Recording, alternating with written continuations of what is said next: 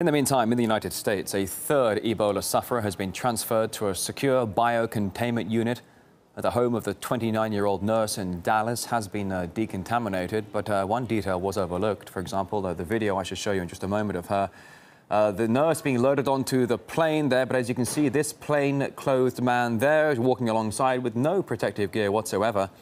He's even handed something that looks like a clipboard there from one of the medical workers.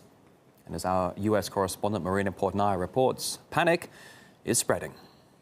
Following 3 confirmed cases of Ebola infection and 1 unfortunate death, U.S. officials continue to insist they have the deadly virus contained and under control. But for many Americans, Washington's reassurance isn't enough. Online sales of Ebola survival kits, including face masks, boiler suits, and safety goggles, have soared amid fears of a domestic outbreak. On Amazon.com, a pack of 10 face masks tells customers the product is recommended by the World Health Organization for protection against Ebola. But while businesses are cashing in on a panicked public, anxious consumers are likely to be wasting their money. Medical experts have repeatedly stated that Ebola is not airborne, which means face masks serve no protective purposes. The World Health Organization says the virus is only transmitted through bodily fluids such as sweat, blood, vomit, or feces of someone showing symptoms. Rick Peedley has been selling protective gear in his online store, mostly to construction firms,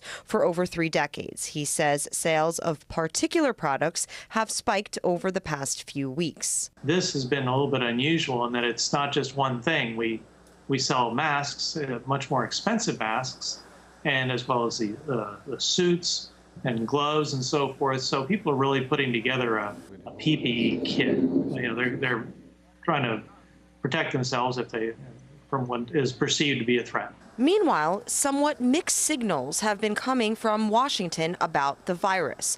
President Barack Obama says the dangers of contracting Ebola in the U.S. are extraordinarily low.